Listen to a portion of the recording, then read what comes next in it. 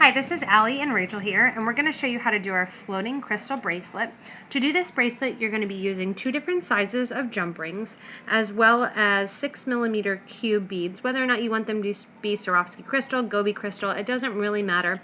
You can also use a different size bead, or a different shape bead. If you don't want to use the cube, you could also use a rounded bead. The rings that we're using for these are artistic wire, and we're using the diameter of 5.95mm. and also the diameter of 3.97 millimeter.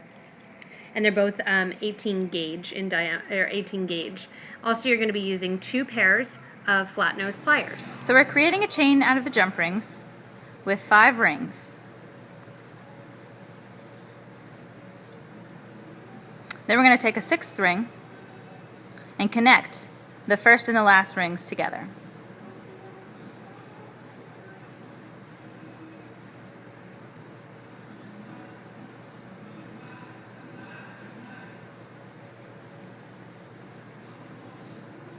Our first step is complete.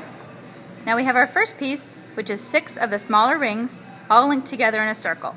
3 of your rings are going to be laying down flat, while 3 of the rings that are in between are going to stand up, kind of like a teepee. You're going to take an open, small ring, and you're going to connect the standing up rings. These two, and these two.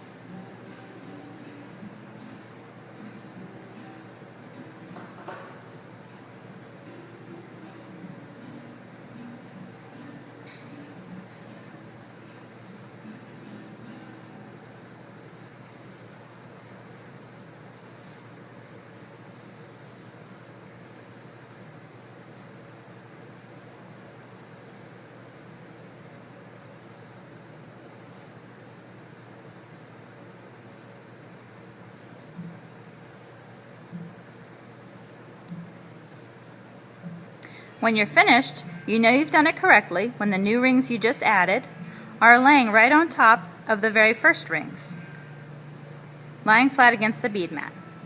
Next thing you want to do is hold the rings so that they start to form kind of a tunnel, like this. So we have 3 sets of rings here, and you're going to hold one end, and just like we connected the rings in the previous step, we're now going to connect these two, and these 2 rings. Only this time we're going to use the large rings to connect them. So take a large ring and connect the adjacent or neighboring small rings.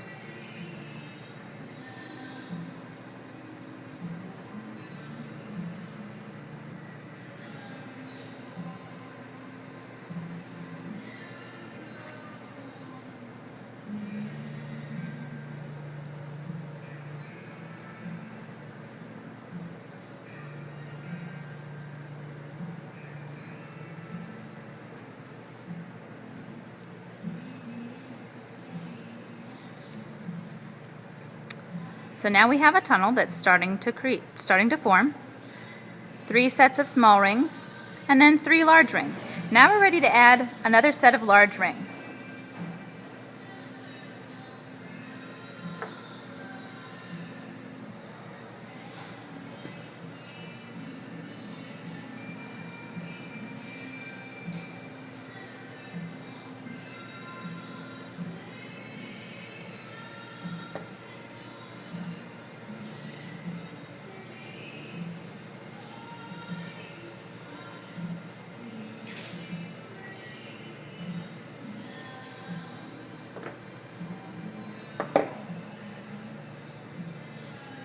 Okay, when you have 2 sets of large rings,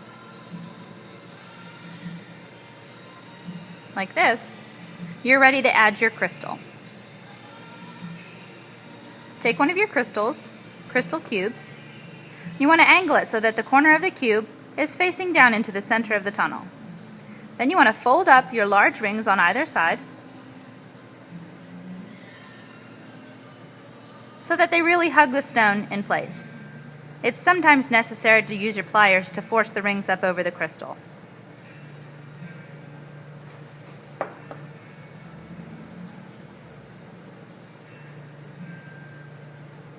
Once your crystal is snugly set inside the large rings, you're ready to close up the top of the rings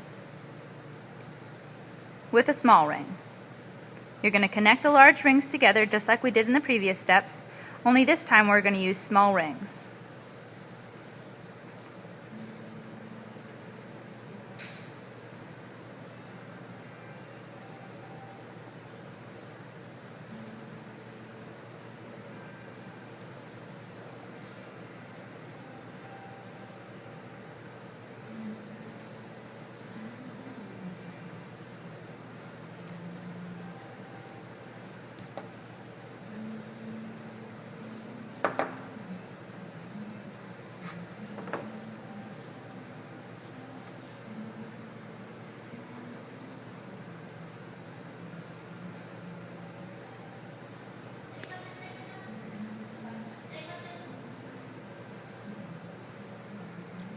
There we go.